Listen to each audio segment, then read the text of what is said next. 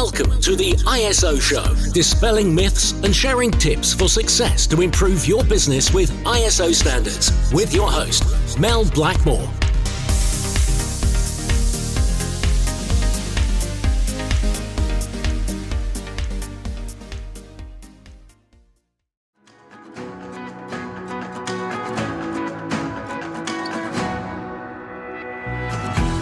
If you're listening to this podcast, then you're in great company. We've got thousands of listeners who have a thirst for continuous improvement and raising standards in business. Whether your interest is in quality, sustainability, or risk standards, I'd love to welcome you as a member to our online platform for all things ISO, the ISOlogy Hub. The ISOlogy Hub is the leading place to get access to all of your online resources, from in-depth training courses through to our very popular coffee break training, to templates and action plans and many other resources to help raise standards. As a member, you get access to over 100 courses, taking you from learner to practitioner to leader. The ISOlogy Hub has all the resources that you need, which will really help to make your life easier and to help improve compliance in those business critical areas. So if you'd like access to learning and compliance resources ranging from data privacy to environmental management, anti-bribery, business continuity, quality, health and safety, to name just but a few, the list is endless actually, then we'd love you to come and join us. Just head over to the isologyhub.com.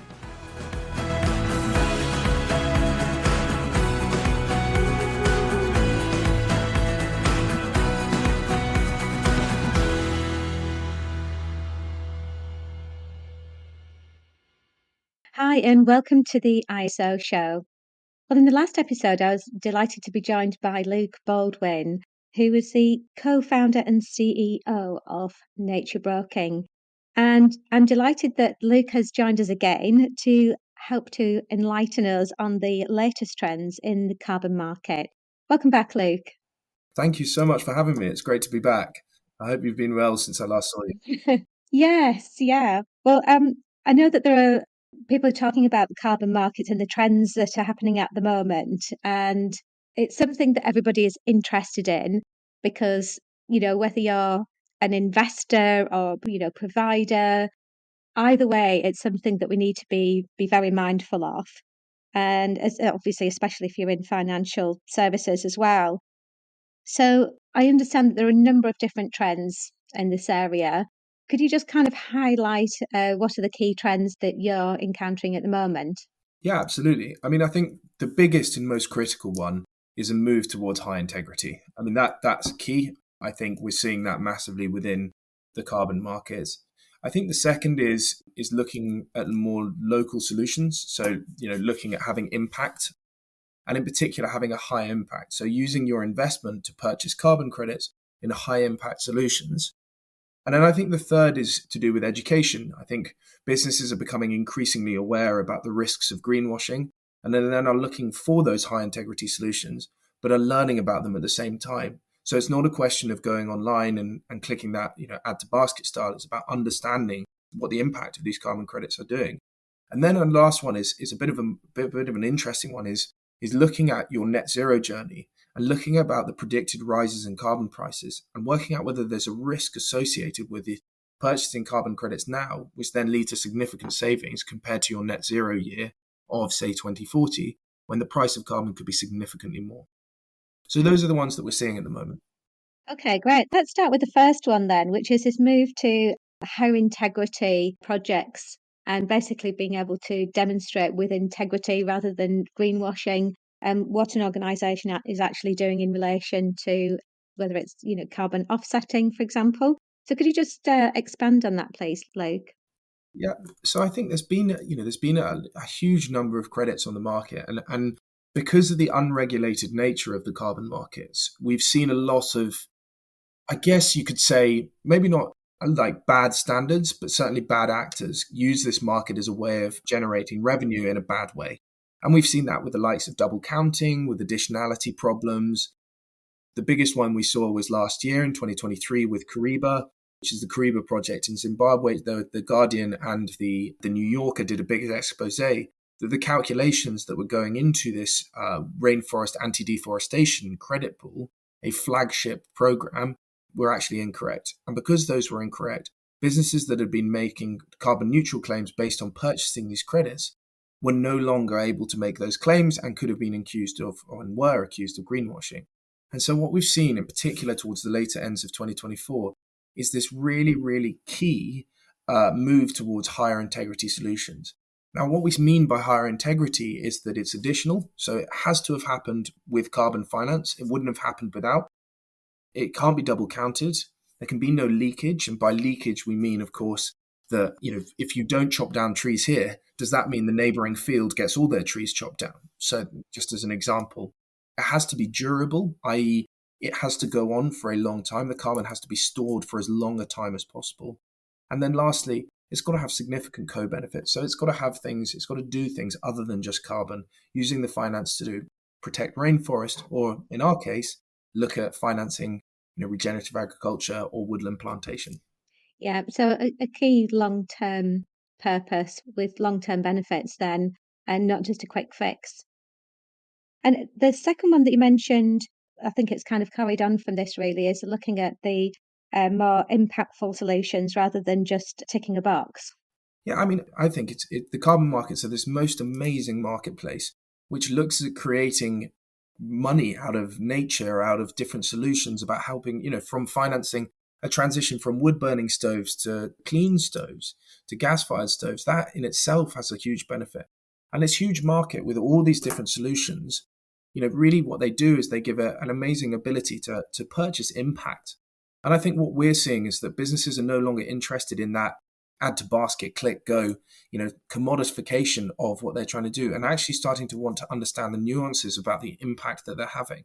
Does it matter that they're buying a renewable energy project that perhaps is not the most additional because the financing is there, versus a longer term afforestation project?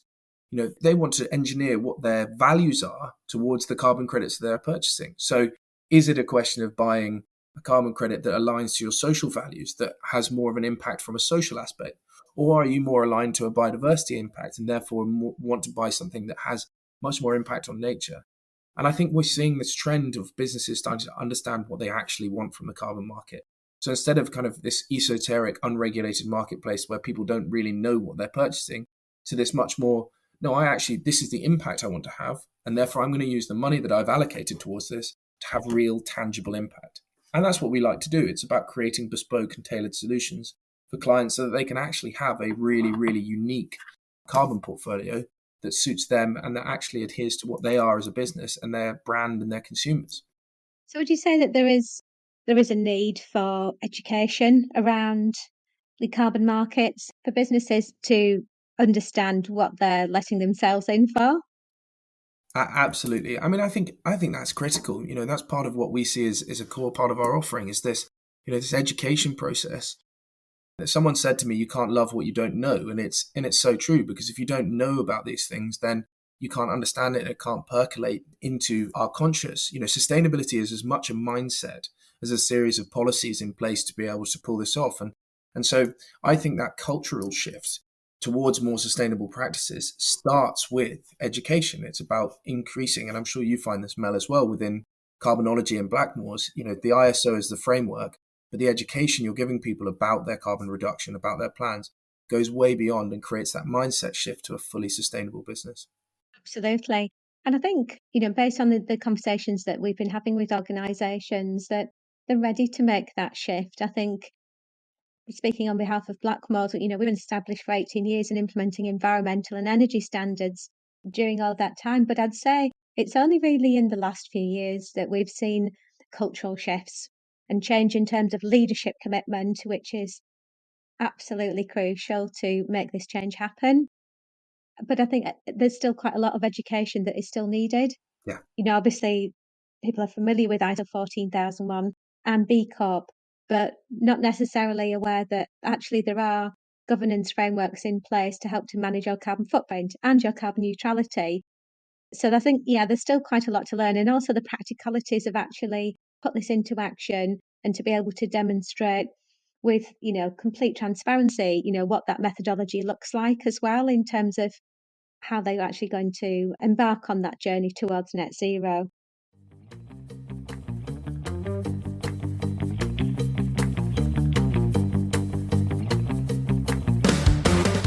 Are you new to ISO standards and want to know what it's all about? Or maybe your company has multiple ISO standards, but there's a lack of engagement and compliance. Whether it's quality, sustainability, or risk standards, the Isology Hub is your one-stop shop for all your online learning resources associated with raising your company's standards. From as little as £99 a month, you can have unlimited access to hundreds of online training courses and achieve certification for completion of courses along the way, which will take you from learner to practitioner to leader in no time. So what courses are in the Hub? Well, there are courses on everything a head of quality, sustainability, information security and health and safety would need to manage compliance and raise standards. With over 100 courses available to you, here are examples of just a few. ISO 9001 Internal Auditor, how to transition to the new ISO 27001 standard, the role of ESG in quality management, and how to integrate management systems. But it's not just courses in the Isology Hub. You can access templates, downloads, and action checklists to take your business to the next level. So why not try the Isology Hub today? Just click on the link at www.isologyhub.com and you'll get access to all our resources within minutes.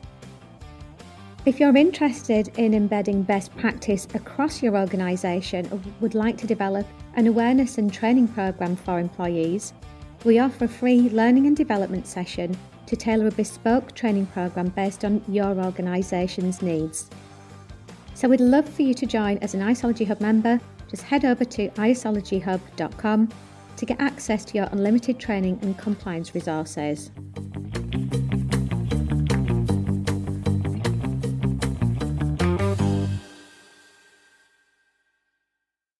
But one of the things that you mentioned earlier, which I was kind of surprised at, but I hadn't really considered it actually in terms of budgeting, is the cost of that net zero journey. So, yeah, could you just expand on that aspect, Luke, in terms of, the costs now as versus, say 10, 20 years time? Yeah, I mean, it's really interesting because what we're seeing now is that if we look at some of the prices of carbon, in particular for nature-based solutions, today they're relatively cost-effective. In particular, international forestry credits and carbon removal credits are quite a lot cheaper. I mean, that's a different story with some of the technological-based solutions. So if we look at less about the nature and more about things like direct air capture and storage, or bioenergy and carbon capture and storage, those solutions where they're more expensive now because the technology is so innovative and so advanced, but also in its infancy, and that cost will come down over time. But what we're looking at the moment in particular is that if you're looking at building a carbon portfolio for your net zero journey, so if you say are going through the Science Based Targets initiative and you've decided that you cannot avoid the 10% upon your net zero journey and you need to buy carbon removals, you're much better purchasing carbon removals now than in the future. Because if you do in the future, there's a potential that there's significant supply problems. And where there's supply problems, that obviously drives up cost. And we expect there to be a supply crunch anywhere between about 2032 to 2035, which will drive up the cost of carbon significantly, which may put your net zero claim at risk. Because ultimately, if you're looking at buying credits now, they may be a maximum of about probably 20 to 30 quid a ton for removals. If you look at them purchasing in future, it could be anywhere to 100 to 150 pounds a ton. Now, that's a significant amount. So even though you're buying a smaller amount, there is a real risk that you get to your net zero date, look to purchase spot offsets and go, gosh, I can't. Therefore, starting to build your portfolio now and have that impact, because it takes time for a tree to go, right? You can plant it now and it's not going to have any meaningful carbon sequestration until, say, 2040 anyway. Therefore, finance the projects up front, have real impact and have this amazing impact right from the start. But then also protect yourself against the future and potentially save yourself, depending on the size of your offsetting portfolio required, millions over that point. I mean, not only would it help to reduce the overall cost of your net zero journey, but also it just provides a really clear roadmap then, doesn't it? If you do get organised now and get everything in place, it's almost like, I wouldn't say set it and forget it, because we're always on this journey of, continual improvement as far as reductions are concerned. But if we're looking at the cost of removals, wouldn't it be great to just have peace of mind that, that we've got that, we're not necessarily 100% under control, but we've got some assurances there over the next couple of decades, potentially. Absolutely. And as we said a second ago, it's all about embedding sustainability within a mindset. And, as you'll know, going on a net zero journey now is just so much better and gives you such a competitive advantage to be in the vanguard of businesses focusing on net zero versus when everyone has to do it anyway, because there's going to be a regulatory push in 2030 onwards. And therefore, it's almost a win-win-win. Get your business up and running, start saving money on purchasing carbon credits now. Net zero gives you that competitive advantage and kind of showcase that you have a much higher impact, whilst also embedding sustainability within your organization. And we've certainly seen from, if you look at, some of the trends that Anthesis were calculating, where if you want to hire and retain the best talent, sustainability has to be a core part of your offering, because otherwise, in particular for the millennials, the Gen Zs of this world, you just won't attract them. Yeah. Okay, great. Well, thank you so much, Luke, for providing some insights into the trends in terms of carbon markets. That's been fascinating. And I think it's definitely given a lot of our listeners food for thought. And even if it's just a case of getting better educated in this space, it's definitely worthwhile doing that right now. Okay, lovely. Was there anything else at all that you'd like to add about carbon markets before we go, Luke?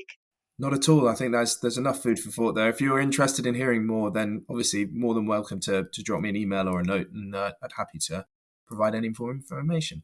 Great, thanks, Luke. Yeah, we'll include your contact details in the show notes. So if any of our listeners would like to discuss this with you further, then they can reach out and get in touch with you. But yeah, thanks once again for being our amazing guest on the ISO show today, and providing insights into carbon market trends. Amazing. Thank you so much for having me, Mel. It's been a pleasure. Great. So if you enjoyed listening to the podcast today, please remember to leave a comment and a like. And if you don't want to miss any future episodes, don't forget to hit subscribe as well on whichever media player you're listening to. Well, that's all from me for now, and I look forward to catching up with you on the next episode of the ISO show.